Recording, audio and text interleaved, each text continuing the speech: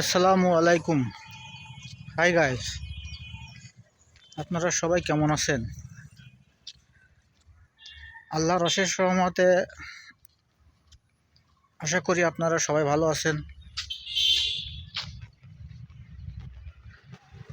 আপনাদের দোয়া এবং আল্লাহর অশেষ রহমতে আমিও ভালো আছি। আজকে আমি যে বিষয়টি নিয়ে কথা বলবো সে বিষয়টি হলো আমেরিকান লিগ MLS-এর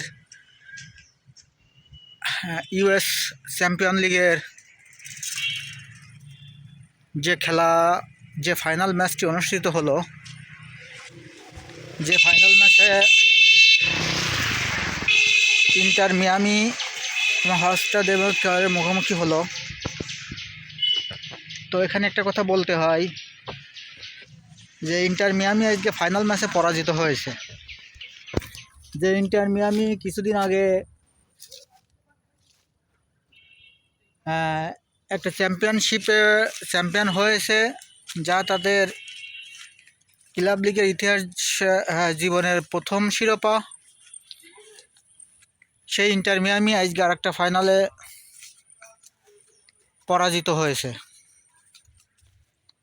আপনারা যারা খেলা দেখেছেন অবশ্যই বুঝতে পারবেন এর পিছনে কারণটা কি। আমার মনে হয় এর পিছনে কারণটা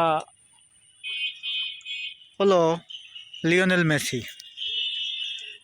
ইন্টার মিয়ামিতে লিওনেল মেসি যোগদান করার পরে প্রত্যেকটা ম্যাচ তারা জয়লাভ করতে সক্ষম হয়েছে, কিন্তু এই ফাইনাল ম্যাচে ইন্টার মিয়ামি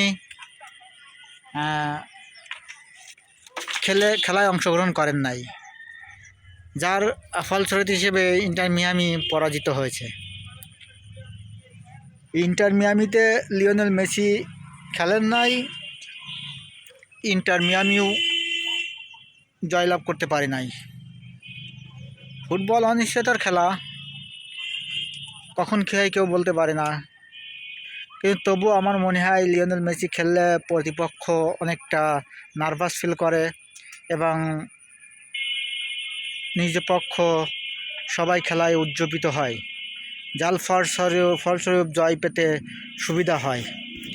মেসি যদি খেলায় অংশগ্রহণ করে তাহলে তাকে ট্যাকেল দেওয়ার জন্য সবসময় 2-4 জন প্লেয়ার ওইদিকে ব্যস্ত থাকে, এদিক দিয়ে গোল করতে সক্ষম হয়। তাই লিওনেল মেসি যদি খেলতো তাহলে আশা করা যায় ম্যাচটি ইন্টার মিয়ামি জয়লাভ করত।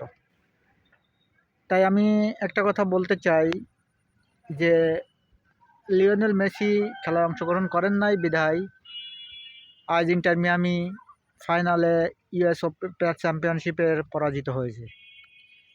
ফাইনালে তারা ইন্টার মিয়ামি পরাজিত হয়েছে, যার পিছনে আমি একটা মাত্র কারণ দেখতেছি, সেটা হলো লিওনেল মেসি খেলায় অনুপস্থিত থাকায়। ধন্যবাদ সবাইকে।